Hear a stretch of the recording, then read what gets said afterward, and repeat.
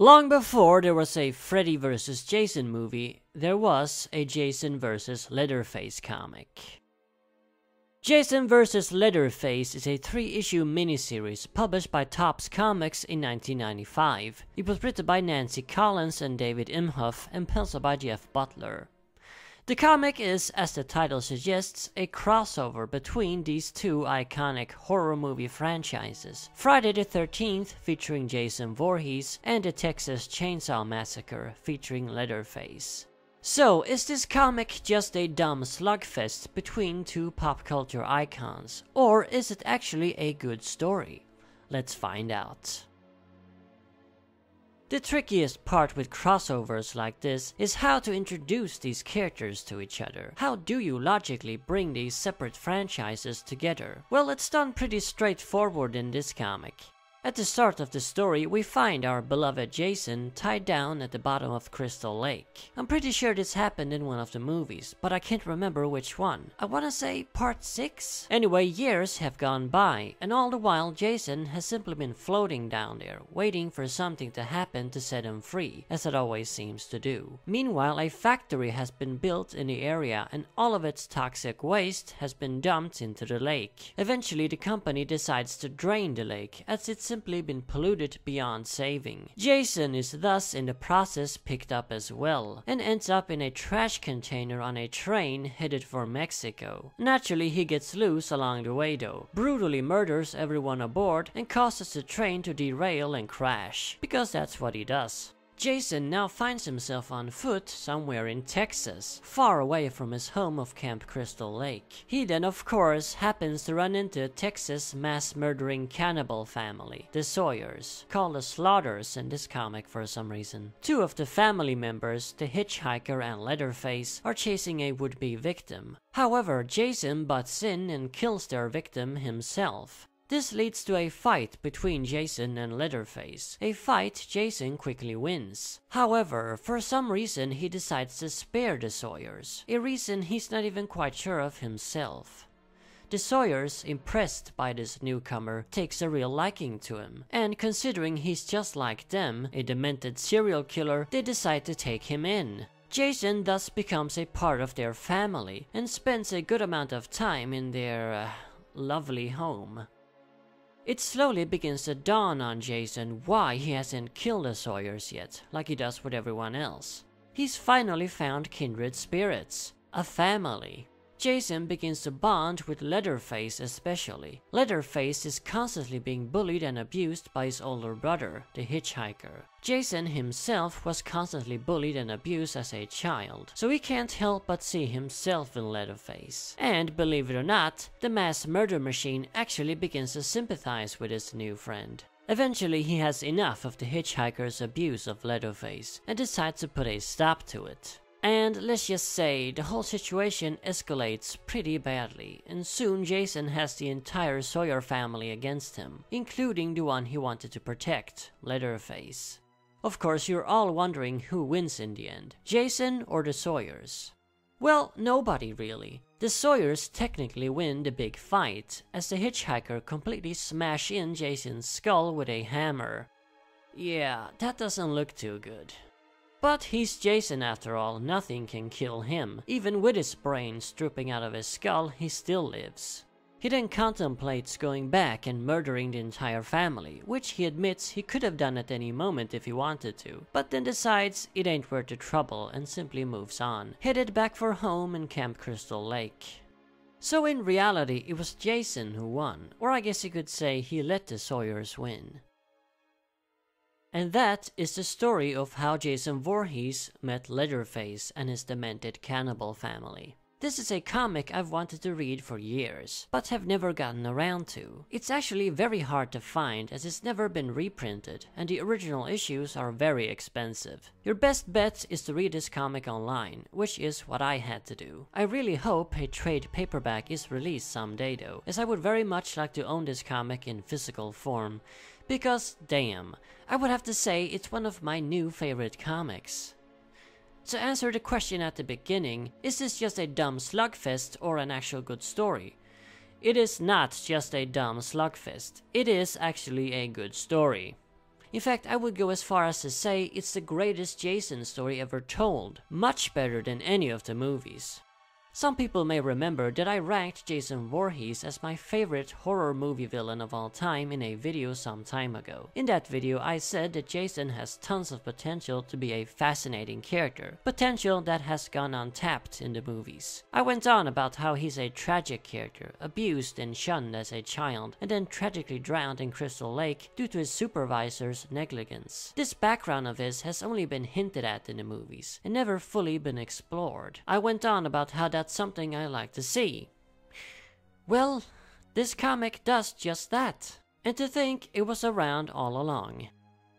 In this story, we get tons of flashbacks to Jason's past. He was severely abused by his father, a character never even shown in the movies. His father used to beat him, call him names, and even deny the fact Jason was his son. Jason also had no friends, and at Camp Crystal Lake, none of the other children ever wanted to play with him due to his physical deformities. The counselors never seemed to care too much about him either. Jason was always alone. The only one who did care for him was his mother. In another strange case of inconsistencies with the movies, his mother is named Doris here, while she's clearly named Pamela in the movies. Not really sure why they couldn't get the names right in this comic, but whatever, it's not really something that bugs me too much, but I can imagine real nitpicky fans being upset about it. But when the story is as good as this one is, I'm not going to care about some small inconsistencies.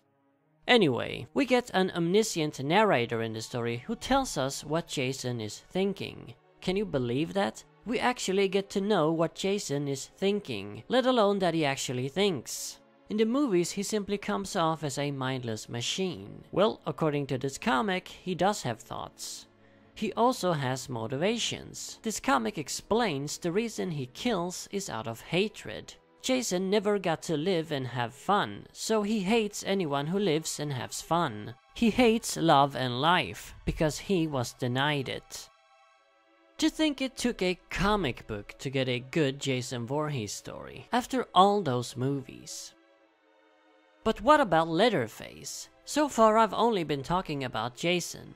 Well, this really is a Jason Voorhees story. It's told through his point of view. It really should have been called Jason Meets the Sawyers rather than Jason vs. Leatherface, but that is of course not as good of a title. This comic doesn't really do anything revolutionary with the character of Leatherface either. I mean, we already knew from the movies that he was picked on by his family, particularly the hitchhiker. It is a lot more explicit here though, and the idea of Leatherface as a victim of abuse is fleshed out a lot further.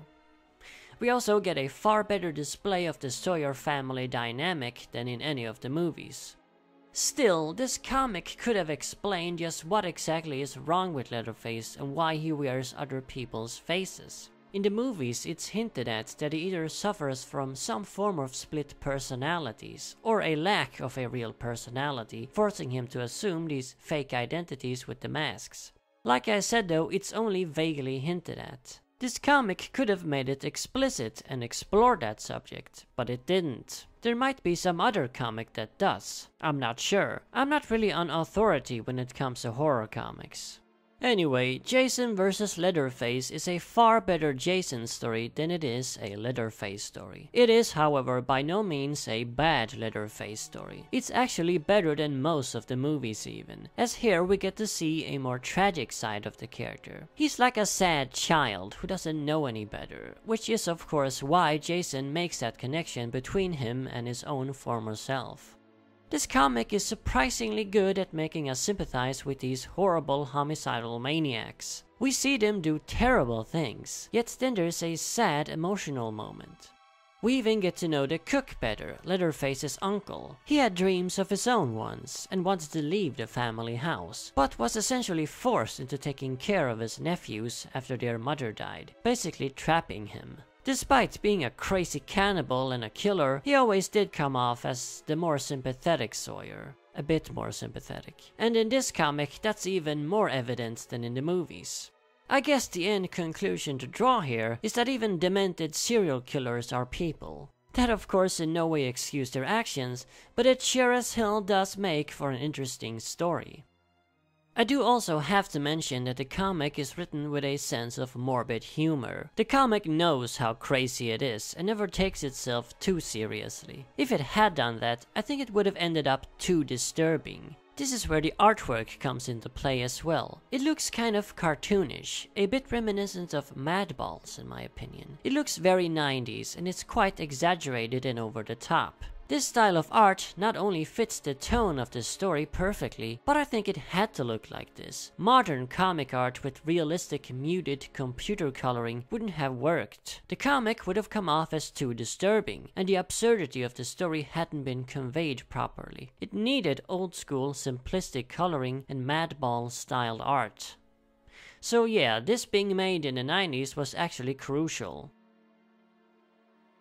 Believe it or not, but sometimes I find myself doubting my passion for comic books. I begin to wonder what the hell I'm doing. Why am I taking comic books so seriously? They are just silly, disposable trash for kids and teenagers.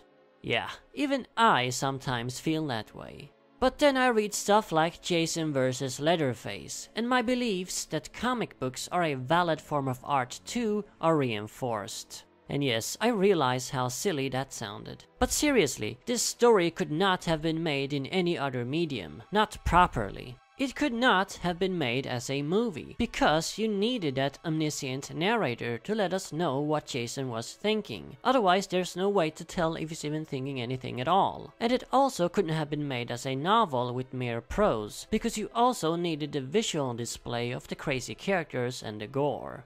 Making Jason vs. Leatherface as a comic book was the only way to make it. And I've already mentioned that it's the best Jason story ever told. In fact, the only genuinely good Jason story. Now doesn't that validate comic books as a proper form of expression and storytelling? I think it does. A unique form of storytelling just like movies and novels. We do need comic books, and bizarrely enough, a comic called Jason vs. Leatherface is proof of that.